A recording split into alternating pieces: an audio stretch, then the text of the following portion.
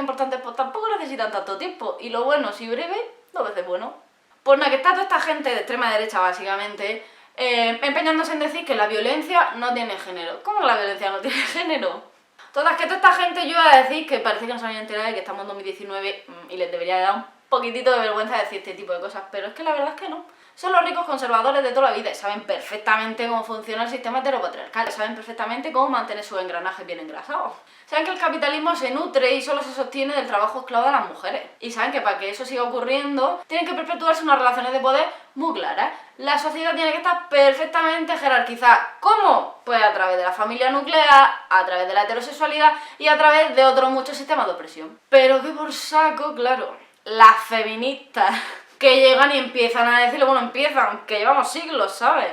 Se ponen a decirle a todo el mundo que si las mujeres están oprimidas, que si las mujeres sufren violencia continuamente, que si son asesinadas por los hombres, claro, poniéndolas encima en contra de nosotros. Pero qué violencia ni qué violencia, pero si ya hay igualdad, ¿qué digo igualdad? Si ahora las mujeres son las que llevan asfixiados a los hombres. En fin, que están viendo que se les cae el chiringuito, que se les acaba el chollo. Entonces tienen que darle la vuelta al discurso feminista. Estaban intentando volver a términos de no, violencia de género no, esto es violencia doméstica o violencia intrafamiliar. No es que los hombres maltraten a las mujeres.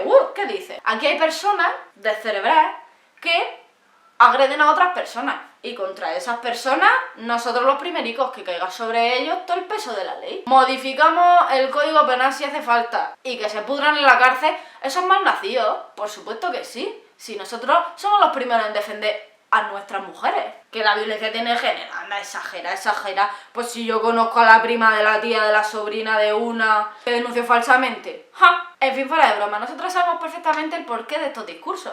Es la única forma de que todo siga igual. Y el sistema oprimiendo que es gerundio. Pero claro, no solo sabemos perfectamente que la violencia, pues claro que tiene género.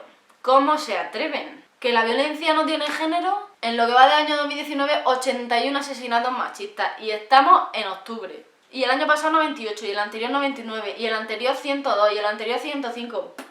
Y aquí podríamos estar contando, venga, enero, 1, 2, con las campanas. Desde 2010, oficialmente se han registrado 502 asesinatos machistas. Que contrasta, por cierto, con los datos de feminicidio.net, que en el mismo periodo de tiempo contabilizaba 977 asesinatos machistas. ¿Por qué esta diferencia? Pues muy sencillo, porque la ley de violencia de género que está vigente actualmente solo contabiliza como violencia de género aquella perpetrada por parejas o exparejas de las víctimas. Entonces, claro, por todas las demás es la diferencia. Que la violencia no tiene género.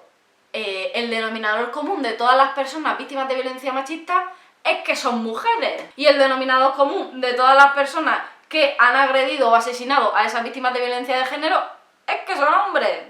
El INE, más bien poquito sospechoso de ser una entidad feminazi, contabilizaba en 2018 un total de 31.286 víctimas de violencia de género. El Observatorio de Personas Trans Asesinadas contabilizó desde 2008 hasta 2018 2.982 personas trans o de género fluido asesinadas. 2.000 hombres cometieron delitos sexuales frente a 89 mujeres solo en 2018. Hombre, a mí me parece que la violencia un poquitito, una pizca de género tiene. Se llama violencia machista, se produzca donde se produzca. En la calle, en la casa, en el curro, en la escuela, en el médico.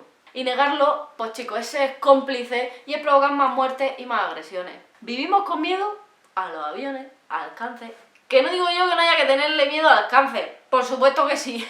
Pero es que es mucho más probable, por ejemplo, si eres tía hetero, que acabes muerta asesinada por tu pareja o expareja. Es mucho más probable que si eres una persona que no se ajusta al mandato heteropatriarcal, acabe asesinado por un tío cis hetero blanco. Es violencia machista. Y que está en todas partes. Que se atrevan a decir que la violencia no tiene género.